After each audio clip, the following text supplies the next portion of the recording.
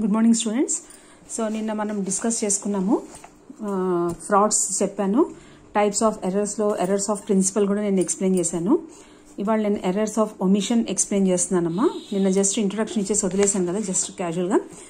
So errors of omission, ఈ errors of omission అంటే ఏంటి అంటే, సపోజ్ నేను గూడ్స్ పర్చేస్ చేశాను, purchase from so and so company, ఒక కంపెనీ నుంచి గూడ్స్ పర్చేస్ చేశాను. పర్చేస్ చేసినప్పుడు పర్చేస్ అకౌంట్లో నేను రికార్డ్ చేయాలి కదా, కానీ అసలు అది నేను పర్చేస్ చేసినట్టే రికార్డే చేయలేదనుకోండి, అప్పుడు ఏమవుతుంది అంటే నువ్వు అసలు ఒమిట్ చేసేసావు, ఆ అకౌంట్ని తీసేసావు.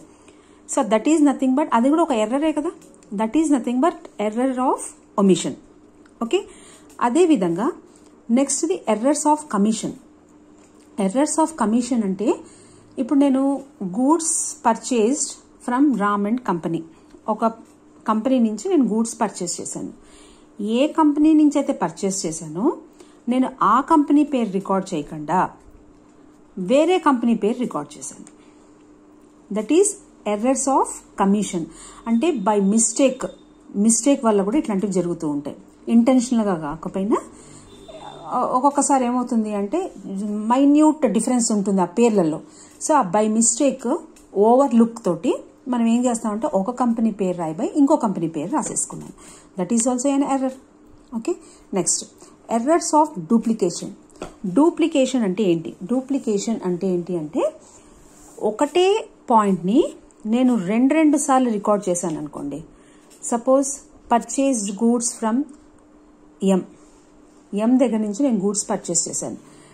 పర్చేస్ చేసింది 100 rupees worth of goods purchase చేశాను. ఈ 100 రూపీస్ని నేను మామూలుగా 100 అని రికార్డ్ చేసుకోవాలి పర్చేసెస్ బుక్లో. కానీ బై మిస్టేక్ నేను ఏం చేశానంటే ఒక్కసారి రాసి మళ్ళీ రికార్డ్ చేశాను. అంటే 100 రాయాల్సింది నేను 1000 రాయడమో, లేకపోతే 100 రాయాల్సింది నేను 200 రాశాను. 100 ఒకసారి వేశాను, మళ్ళీ ఇంకో 100 వేశాను. డబుల్ పోస్టింగ్స్ చేశాను అనుకోండి, అది డెబిట్ అవ్వచ్చు, క్రెడిట్ అవ్వచ్చు, ఏదైనా సరే డబుల్ పోస్టింగ్ ఉండడం వల్ల దాన్ని డూప్లికేషన్ అంటారు. Is it clear? That is errors of duplication. Next compensating errors. ఈ కాంపన్సేటింగ్ ఎర్రర్స్ అంటే ఏంటి అంటే, సపోజ్ నేను ఎక్స్ దగ్గర ఒక పర్సన్ దగ్గర నుంచి నేను ఒక పర్సన్కి 90 రూపీస్ ఇచ్చాను ఆర్ 100 రూపీస్ ఇచ్చాను. ఒక పర్సన్కి 100 రూపీస్ ఇచ్చాను. ఇచ్చినప్పుడు ఆ పర్సన్ అకౌంట్, సపోజ్ ఎక్స్ అనే అతనికి 100 రూపీస్ ఇచ్చాను అనుకోండి. ఇచ్చినప్పుడు ఆ ఎక్స్ అకౌంట్కి నేను 100 రూపీస్ డెబిట్ చేయాలి, ఎందుకంటే ఎక్స్ ఇస్ ద రిసీవర్ కాబట్టి. ఇది నేను డెబిట్ చేయాల్సింది పోయి పొరపాటున ఇది అసలు డెబిట్ చేయకుండా బై మిస్టేక్ నేను 100 రూపీస్తో క్రెడిట్ చేశాను. దాన్ని కాంపన్సేటింగ్ ఎర్రర్ అంటారు. అంటే ఒక డెబిట్ ఇవ్వాల్సింది పోయి పొరపాటున ఒక క్రెడిట్, అది కూడా తప్పు అమౌంట్, 100 ఇవ్వాల్సింది 900 వేయడము, లేకపోతే 1000 వేయడము, అంటే అమౌంట్ తప్పు రాయడము, రికార్డింగ్ కూడా తప్పు పోస్టింగ్ చేయడం, దాన్ని కాంపన్సేటింగ్ ఎర్రర్స్ అంటారు. Okay, right. సో ఇప్పుడు మీకు నెక్స్ట్ పాయింట్ ఏంటి అంటే, నేను ఇప్పుడు 5 ఎర్రర్స్ అయిపోయింది కదమ్మా. So these are the objectives of error, మన ఆడిటింగ్. నెక్స్ట్ మీకు ఇంపార్టెన్స్ ఏంటి అంటే, ఇంపార్టెన్స్ ఆఫ్ ఆడిటింగ్. ఈ క్వశ్చన్ వైజ్ నేను మీకు ఎక్స్ప్లెయిన్ చేసేస్తాను, అప్పుడు మీకు ఏంటంటే చదువుకునేటప్పుడు ఈజీ అవుతుంది. ఓకే, సో నెక్స్ట్ది ఇంపార్టెన్స్. అసలు ఆడిటింగ్ అంటే ఇంపార్టెన్స్ ఏంటి? సో ఇక్కడ చూడండి, importance of auditing can be judged from the fact that even those organisations which are not covered by companies act get their financial statements audited. It has become a necessity for every commercial and even non-commercial organizations. ఎంత క్లియర్గా explain చేశాడో చూడండి, మీకు ఈజీగా అర్థమవుతుంది. Importance of auditing ఒక importance ఏం చెప్తున్నాడంటే, it can be judged from the fact that even those organisations which are not covered by companies act. Companies act కింద మనం ఏదైనా ఒక కంపెనీ స్టార్ట్ చేసే ముందు it is to be organised, it is to be covered under companies act. Companies act కింద మన కంపెనీని, మనం ఏదైతే కంపెనీ స్టార్ట్ చేసామో ఆ కంపెనీ దాని కింద కవర్ అయి ఉండాలి. Companies act rules and regulations మనం ఫాలో అవుతూ ఉంటాం అన్నమాట. సో వాళ్ళు పర్మిషన్ ఇచ్చిన తర్వాతే మనం జనరల్గా కంపెనీ స్టార్ట్ చేస్తాం. అటువంటి కవర్ అయినవి కానీ కవర్ కానివి కూడా they get their financial statements, అంటే వాళ్ళ అకౌంట్స్ని, వాళ్ళ బ్యాలెన్స్ షీట్ని, వాళ్ళ P&L అకౌంట్ని అన్నీ కూడా ఆడిట్ చేయించుకోవాలి. నువ్వు ఇది కంపెనీస్ కిందకు వచ్చినా కంపెనీస్ కిందకి రాకపోయినా your financial statements should be audited, checked. Audit అంటే చెక్ చేసుకోవడం. It has become a necessity, అంటే ఇది కంపల్సరీ ఒక అవసరం అయిందనమాట. అవసరం for every commercial and even non commercial organisations. Commercial organisation అంటే ఏంటి?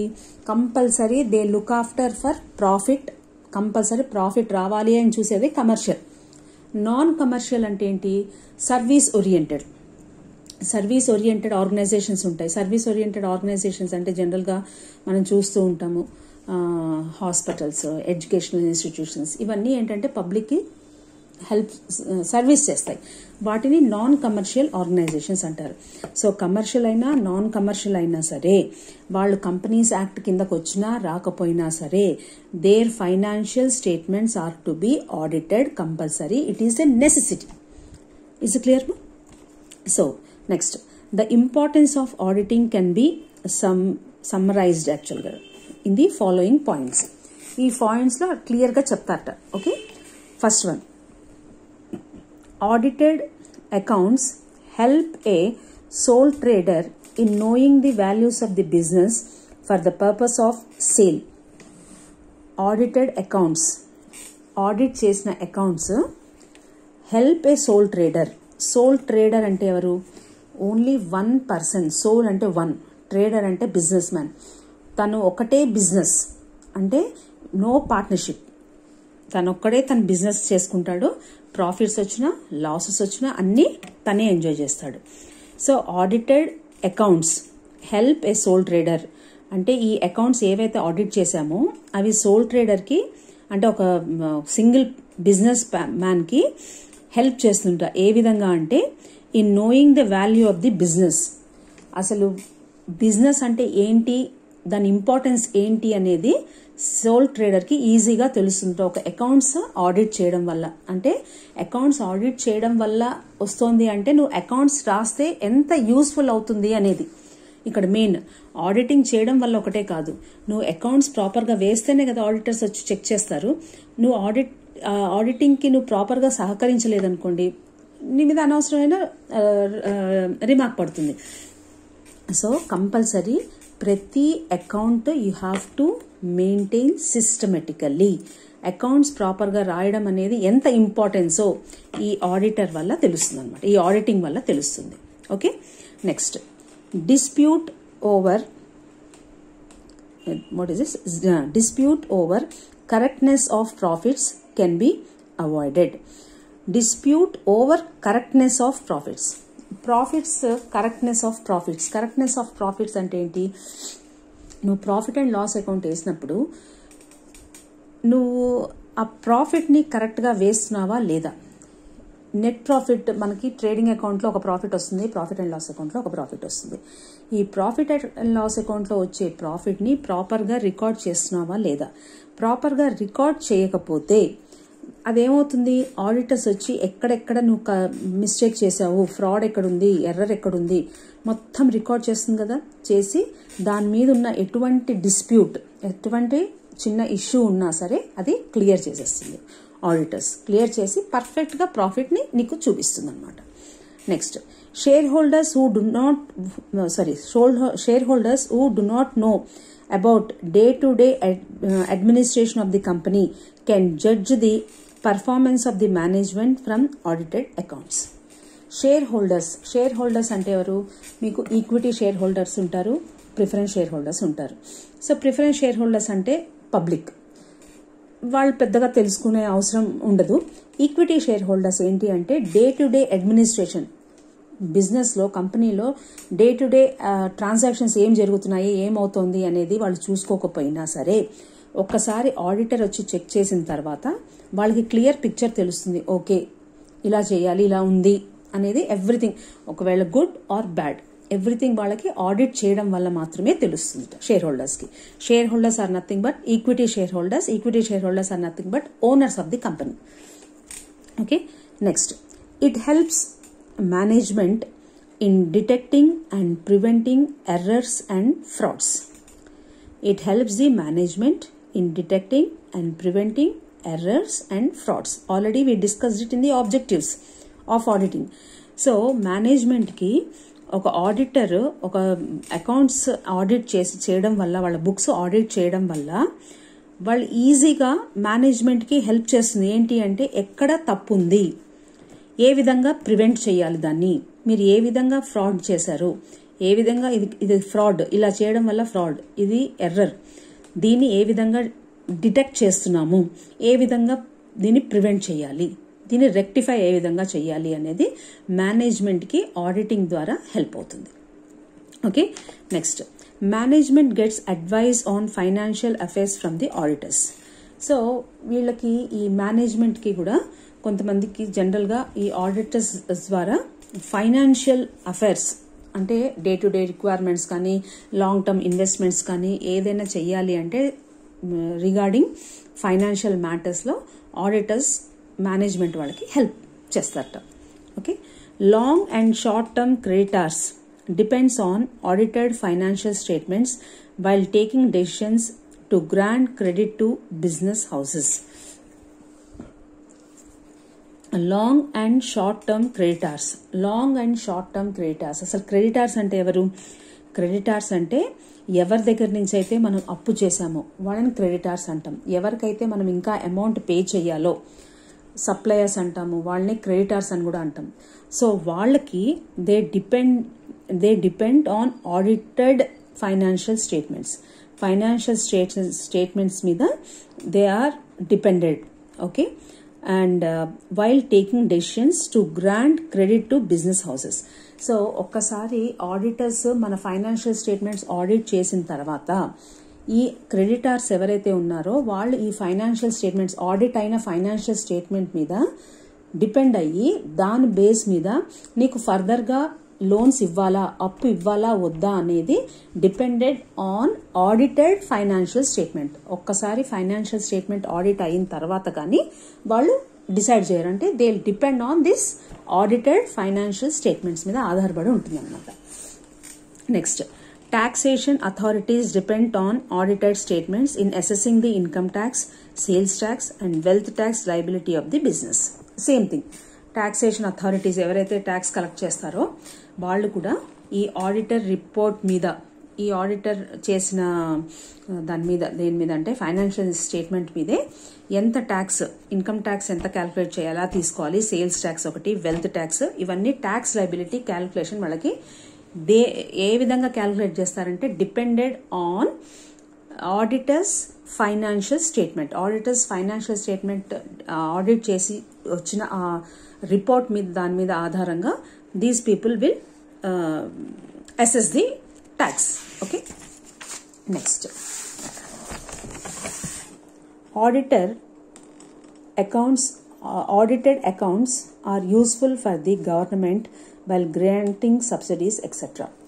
సో నీ అకౌంట్స్ను ప్రాపర్గా రికార్డ్ చేయడం వల్ల ఆడిటర్ నీకు మంచి రిపోర్ట్ ఇచ్చాడనుకోండి, దీన్ని బేస్ అయ్యి గవర్నమెంట్ ఏం చేస్తుంది అంటే నీకు సబ్సిడీస్ ఇవ్వాలా వద్దా, అవసరం ఉందా, సబ్సిడీకి అవసరం లేదా, ఇవ్వచ్చా లేదా, నీ కంపెనీ యొక్క వెల్ఫేర్ అనేది గవర్నమెంట్కి ఈ ఆడిటెడ్ అకౌంట్స్ దాన్ని బట్టి తెలిసిపోతుంది అనమాట. Okay, next, it can be used by insurance companies to settle the claims arising on account of loss by fire. అంటే ఇప్పుడు వాడు ఎలా చెప్తున్నాడంటే ఇన్సూరెన్స్ కంపెనీస్ కూడా ఆడిటర్స్, ఇప్పుడు సపోజ్ నేను ఒక ప్లేస్ నుంచి ఇంకో ప్లేస్కి గూడ్స్ ట్రాన్స్ఫర్ చేస్తున్నాను, పంపిస్తున్నాను, గూడ్స్ని కన్సైన్ చేస్తున్నాను. గూడ్స్ కన్సైన్ చేసినప్పుడు దారి మధ్యలో అంటే డ్యూరింగ్ ది ట్రాన్సిట్ నా గూడ్స్ అన్ని డిస్ట్రాయ్ అయిపోయాయి అంటే లాస్ బై ఫైర్ అంటుకొని, నిప్పు అంటుకొని గూడ్స్ అన్ని తగలబడిపోతే ఇన్సూరెన్స్, ఈ కంపెనీ వాళ్ళు ఆల్రెడీ ఇన్సూరెన్స్ తీసుకుని ఉంటారు కదా, పెద్ద కంపెనీస్ జనరల్గా పాలసీ తీసుకుంటారు కదా. సో అప్పుడు నేను క్లెయిమ్ చేశాను అనుకోండి, క్లెయిమ్ చేస్తే ఇక్కడ చెప్తున్నాడు చూడండి, it can be used by insurance companies to settle the క్లెయిమ్ని ఇన్సూరెన్స్, ఇప్పుడు నేను నాకు గూడ్స్ లాస్ అయ్యాయి, నేను ఇన్సూరెన్స్ కంపెనీకి క్లెయిమ్ చేసుకున్నాను, నా ఇంత గూడ్స్ లాస్ అయిపోయాయి, సో నాకు క్లెయిమ్ అమౌంట్ ఇవ్వండి, ఇన్సూరెన్స్ క్లెయిమ్ ఇవ్వండి అని. సో ఇన్సూరెన్స్ కంపెనీకి ఏమవుతుంది అంటే ఈ ఆడిట్ చేయడం వల్ల వాళ్ళకి ఈజీ అవుతుంది ఇన్సూరెన్స్ అమౌంట్ ఎంత సెటిల్ చేయొచ్చు, ఏ విధంగా సెటిల్ చేయొచ్చు అనేది. అంటే ఆ కంపెనీ వెల్ఫేర్ అంటే కరెక్ట్గా ఉందా లేదా, everything will B confirmed with the help of auditor's report. Okay. Next, audited accounts serve as a basis for calculating purchase consideration in case of amalgamation and absorption. So amalgamation and absorption ante enti ante, amalgamation ante when two companies merge, that is amalgamation. ఒక ఏ company ఉంది, ఒక B company ఉంది. A కంపెనీకి assets liabilities ఉన్నాయి, B కంపెనీకి assets liabilities ఉన్నాయి. So ఈ A company and B company will merge, ఈ రెండు కంపెనీస్ మర్జ్ అయిపోయి ఒక కొత్త కంపెనీ ఫామ్ అవుతుంది, సి కంపెనీ అని. Okay. So audited accounts serve as a basis for calculating purchase consideration. Purchase consideration అంటే ఏంటి అంటే, నువ్వు సి కంపెనీ తీసుకుంటాను కదా, ఇప్పుడు కొత్త కంపెనీ వచ్చింది, నీది ఏ కంపెనీ ఉంది, బి కంపెనీ ఉంది. సి కంపెనీ ఏం చేసిందంటే న్యూ కంపెనీ ఏ కంపెనీని తీసేసుకుంది, బి కంపెనీని తీసేసుకుని సి కంపెనీ ఉద్భవించింది అనమాట, న్యూ కంపెనీ అరైజ్ అయింది. మరి ఏ కంపెనీ తీసుకున్నప్పుడు ఏ కంపెనీ సమ్ అమౌంట్ పే చేయాలి కదా, అలాగే బి కంపెనీని తీసుకున్నప్పుడు సి కంపెనీ ఏం చేయాలి, బి కంపెనీకి సమ్ అమౌంట్ ఇవ్వాలి, ఏ కంపెనీకి సమ్ అమౌంట్ ఇవ్వాలి. ఆ అమౌంట్ ఏదైతే ఇవ్వాలి, ఇప్పుడు నేను మీ దగ్గర నుంచి ఏమైనా కొనుక్కుంటే మీకు అమౌంట్ ఇవ్వాలి కదా. సో అలాగే ఈ మొత్తం బిజినెస్ అంతా తీసేసుకున్నప్పుడు వాళ్ళకి సమ్ అమౌంట్ ఇస్తాం కదా, ఆ అమౌంట్ ఏమంటామంటే పర్చేస్ కన్సిడరేషన్ అంటాం. సో ఈ purchase consideration will be calculated by the auditor accounts. Audit చేసిన అకౌంట్స్ బట్టి ఇంత పర్చేస్ కన్సిడరేషన్ ఇవ్వచ్చు వీళ్ళకి, it's a good company or it's a bad company, అట్లా ఏదో ఒకటి తెలుస్తుంది మనకి, ఫైనల్ రిపోర్ట్ తెలుస్తుంది. Okay. Next last point, it safeguards the interest of the workers because audited accounts are useful for settling trade disputes for higher wages or bonus. Okay. So ఇది ఏమవుతుంది అంటే వర్కర్స్కి it's a safe thing. ఏంటి అంటే auditor report బట్టి వాళ్ళకి అసలు ఎంత pay చేస్తున్నాము, వేజెస్ కానీ లేకపోతే బోనస్ కానీ ఏదైనా సరే ప్రాపర్గా పే చేస్తున్నామా లేదా అనేది everything will be settled by this auditor's report. ఓకేమా. So this is the importance of auditing. Audit చేయడం వల్ల మీకు ఇన్ని ఇంపార్టెన్సెస్ తెలుస్తాయి. Is it clear? So next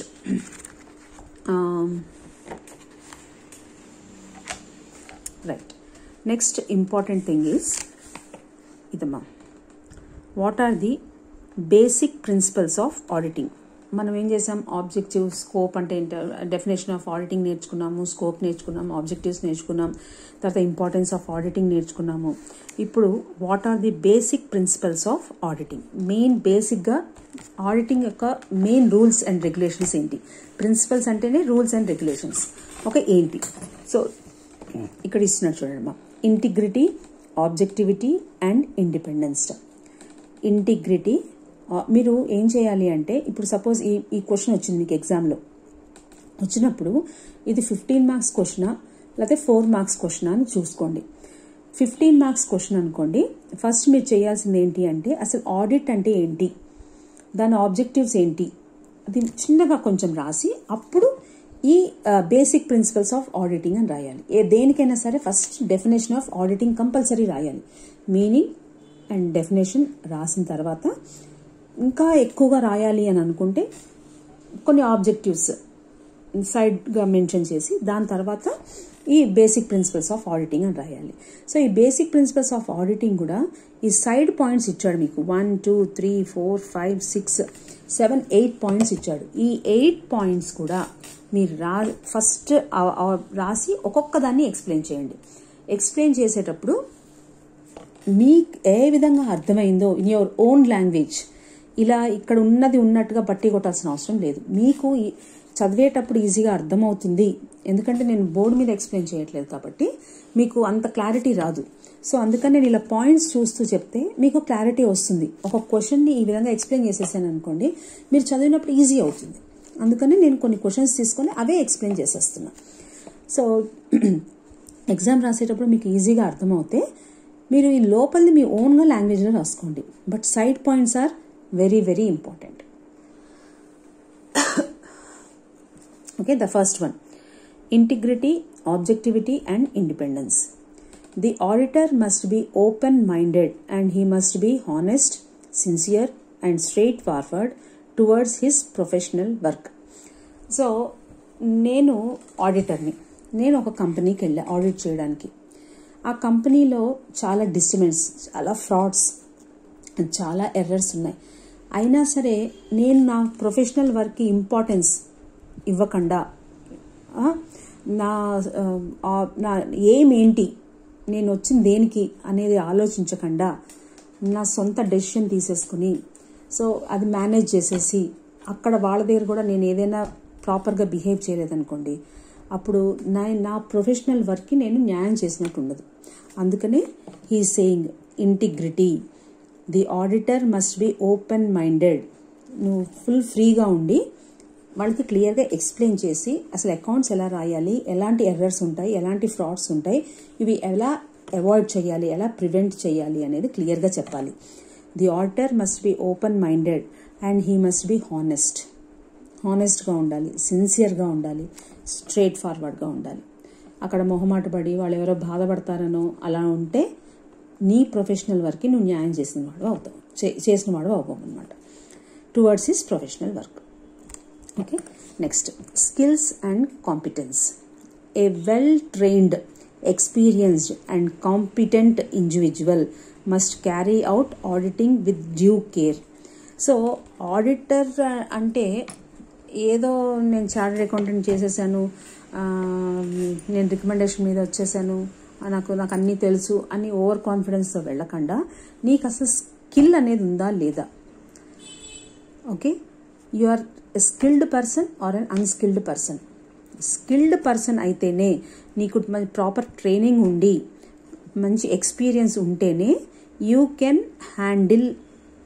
carry out your professional work. నువ్వు ఎక్కడికైనా వెళ్తే నువ్వు చేసే వర్క్ను నువ్వు ఈజీగా క్యారీ అవుట్ చేయగలవు, ఈజీగా టేక్ కేర్ చేసుకోగలవు. Is it clear? Next, confidentiality. The auditor must, కనిపించట్లేదమ్మా, the auditor must maintain the secrecy of data which is obtained during the process of audit. అయితే ఇక్కడ ఇప్పుడు నేను ఒక కంపెనీకి వెళ్ళి ఆడిట్ చేసేటప్పుడు కొన్ని ట్రేడ్ సీక్రెట్స్ ఉంటాయి, బిజినెస్ సీక్రెట్స్ ఉంటాయి, అది నేను అందరికీ డిస్క్లోజ్ చేయకూడదు. That is my professional work.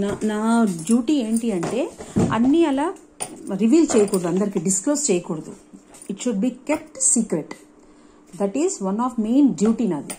Okay, that is the basic rule ఒక ఆడిటర్కి.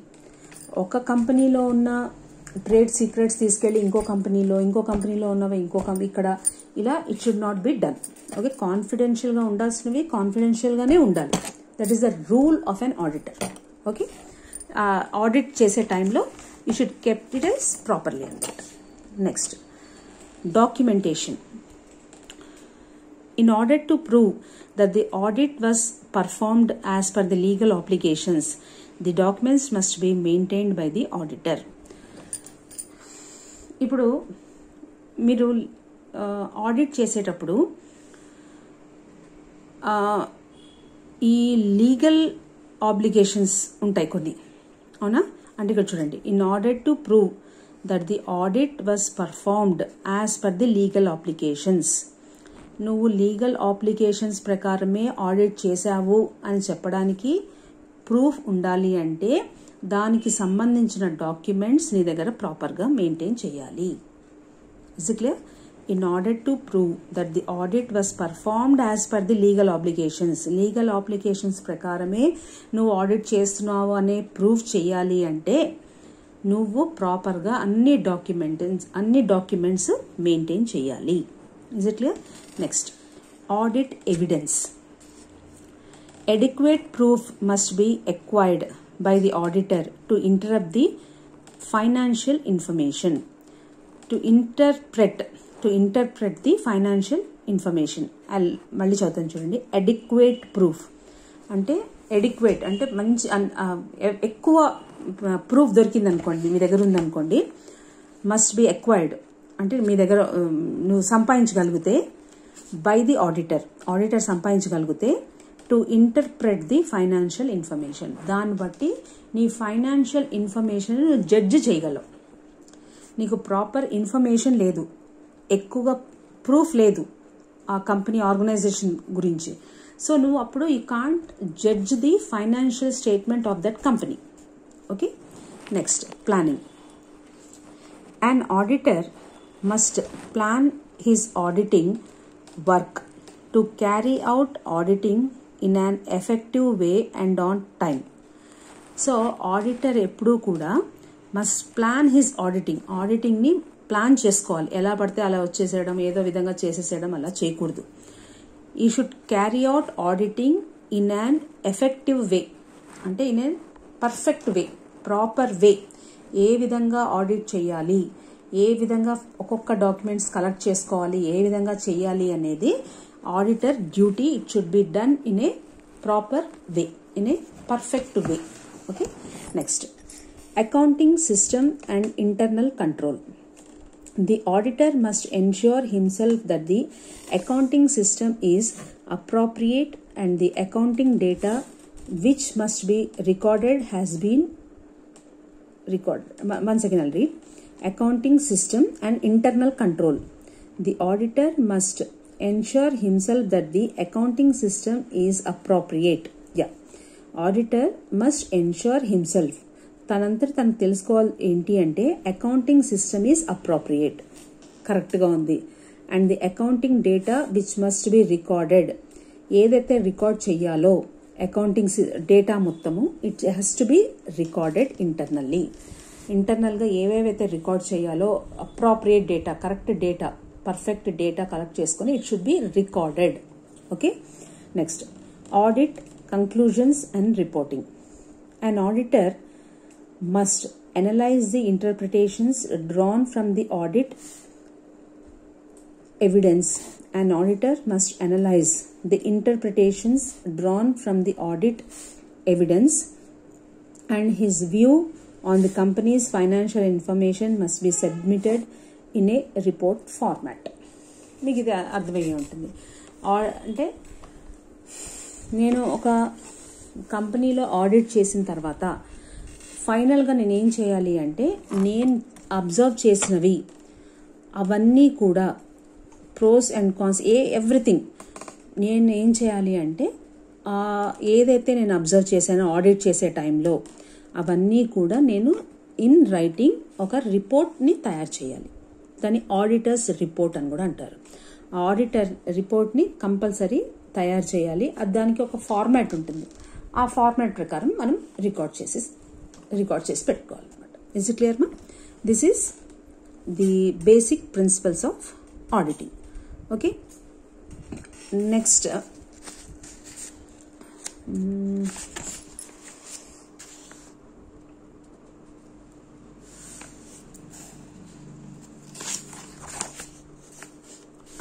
one second.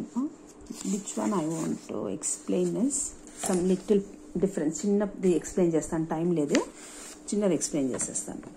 Distinguish between interim audit and internal audit. Okay, distinguish between interim audit and internal audit. The following are the differences between interim audit and internal audit. Interim audit ఇక్కడ ఉంది, internal audit ఇక్కడ ఉంది. Internal audit అంటే meaning ఏంటి? లోపల company లోపలే చేసేదాన్ని internal audit అంటారు. ఇంటరిమ్ ఆడిట్ అంటే ఏంటి అంటే అప్పుడప్పుడు చేసేది. ఒకసారి చదివితే మనకు ఐడియా వస్తుంది. Interim audit can be carried out at any time in an year. ఎప్పుడైనా మనం చేస్తూ ఉండొచ్చు interim audit. Internal audit is carried out across 365 days. 365 daysలో ఇది కూడా అంతే. ఇంటర్నల్ ఆడిట్ ఇది ఏంటంటే, ఇప్పుడు మీకు ఎగ్జాక్ట్ మీనింగ్ చెప్పాలి అంటే ఇంటరిమ్ అంటే మధ్యలో, రెగ్యులర్గా కాకుండా. ఇంటర్నల్ అంటే రెగ్యులర్గా 365 days. Okay, next the auditor of interim audit is an external party. ఈ ఇంటరిమ్ ఆడిట్కి బయట నుంచి ఆడిటర్ వస్తాడు. He is called external party. ఇక్కడ 365 days చేస్తూ ఉంటారు కదా ఆడిటింగ్, దాన్ని ఏమంటారంటే the auditor of the internal audit is an employee of the organisation. వాళ్ళ కంపెనీలో ఉన్న ఆడిటరే వాళ్ళు రెగ్యులర్గా 365 days చెక్ చేస్తా అంటే రోజు బయట నుంచి రాడు కదమ్మా, అందులో ఉన్న వాళ్ళే చేస్తారనమాట. It is undertaken on a specific data. It is undertaken on a specific data అంటే ఒక స్పెసిఫిక్ డేటా తీసుకొని దాని ప్రకారమే ఆడిట్ చేస్తారు. It is not conducted on a specific data, it is a continuous process. ఇక్కడ ఓన్లీ స్పెసిఫిక్ డేటా మీద audit చేస్తారట external వాళ్ళు వచ్చి. ఇది మాత్రం ఇంటర్నల్ ఆడిట్లో ఏంటి అంటే ఆడిటర్ ఎప్పుడు అక్కడే ఉంటాడు కాబట్టి ప్రతిదీ కంటిన్యూస్గా ఆడిట్ చేస్తూ ఉంటాడు, ప్రతి ఈచ్ అండ్ ఎవ్రీ పాయింట్. ఇక్కడ ఏంటి అంటే కొన్ని స్పెసిఫిక్ ఇన్ఫర్మేషన్ తీసుకొని చేస్తారట. Next the audit is carried out for a specific purpose according to the situation. So ఒక్కొక్కసారి కంపెనీ ఆడిటర్స్, ఎక్స్టర్నల్ ఆడిటర్స్ వచ్చి ఇమ్మీడియట్గా చెక్ చేస్తారు. అది కొన్ని స్పెసిఫిక్ సిచ్యువేషన్లో బయట నుంచి వచ్చి ఇమ్మీడియట్గా టెస్ట్ చేస్తారు. దాన్ని ఇంటరిమ్ ఆడిట్ అంటారు. This audit is an administrative process. ఇది ఒక ప్రాసెస్ అంతే. వర్క్ మనం ప్రతి కంపెనీలో, ప్రతి ఆర్గనైజేషన్లో మనకి ఎట్లా క్లర్క్, అడ్మినిస్ట్రేషన్ వర్క్ జరుగుతూ ఉంటుందో ఇక్కడ ఆడిటర్స్ వచ్చి ఇలా చెక్ చేస్తూనే ఉంటారు అనమాట. ఈజ్ ఇట్ క్లియర్ మా? So this is an administration process. So ఇప్పుడు వరకు నేను మీకు చెప్పినది definition and meaning of auditing, scope of auditing, objectives of auditing, and the other points I have explained basic principles of auditing and differences between internal audit and interim audit. Okay, అంతే కదమ్మా నేను చెప్పింది. ఇంకేమైనా points cover చేశానా? And మీరు సియా book కానీ importance of auditing కూడా చెప్పానమ్మా మీకు. ఇంపార్టెన్స్ ఆఫ్ ఆడిటింగ్ కూడా చెప్పాను. సో మీరు కావాలంటే సియా బుక్ తెచ్చుకోండి అమ్మా. అందులో మొత్తం క్వశ్చన్ అండ్ ఆన్సర్స్ ఉంటాయి. ఆర్ రాహుల్ పబ్లికేషన్స్, ఏదైనా సరే మీకు ఈజీ లాంగ్వేజ్ ఏది అర్థమవుతుంది అనుకుంటారో అది చూడండి. రాహుల్ పబ్లికేషన్స్ అయితే ఇంకా లాంగ్వేజ్ ఈజీగా అర్థమవుతుంది. నాకు కాలేజ్ వాళ్ళు ఇచ్చిన బుక్లో నుంచి నేను ఫాలో అవుతున్నాను. సో మీరు కూడా రాహుల్ తీసుకుంటే బెస్ట్. ఆర్ ఎల్స్ రాహుల్ దొరకకపోతే you can go for Sia publications. నేను ఫైనల్గా కొన్ని ఇంపార్టెంట్ క్వశ్చన్స్ ఇస్తాను, అవే ప్రిపేర్ అవ్వండి. అవి ప్రిపేర్ అయ్యి చేసుకుంటే చాలు. ఓకే, ఎందుకంటే ప్రతి దాంట్లో ఎన్ని క్వశ్చన్స్ అంటే మీరు చదవలేరు, మీకు గుర్తుండవు కూడా. Is it clear? Right. So next ఇంకేముంది? Explain between audit of joint stock company, audit of partnership firm. ఇది ఎక్స్ప్లెయిన్ చేసేదినా? Cost audit and financial audit. Okay, so ఇవి 4 marks ఎక్స్ప్లెయిన్ చేసేస్తానమ్మా. ఇంకోటి, explain the difference between partnership firm and companies organisation audits. So the following are the differences between partnership and company organisation. Partnership అంటే తెలుసు, when 2 or more persons doing a particular business is called partnership. అదే company అనుకోండి, unlimited ఉంటుంది కంపెనీలో. So 2 members లేకపోతే 3 members లేకపోతే 10 members అనేది ఉండదు. కంపెనీలో చాలామంది చేస్తారు. ఓకే, సో ఇందులో first point legal requirement. As per the partnership act, partnership firm audit is not mandatory. So partnership వాళ్ళకి, ఫర్మ్ వాళ్ళకి, పార్ట్నర్షిప్ ఫర్మ్ అన్న పార్ట్నర్షిప్ అన్న ఒకటే. సో ఈ ఫర్మ్ వాళ్ళకి ఆడిట్ అనేది ఇట్స్ నాట్ మ్యాండటరీ, అంటే కంపల్సరీ కాదు అని. As per companies act, company audit is necessary.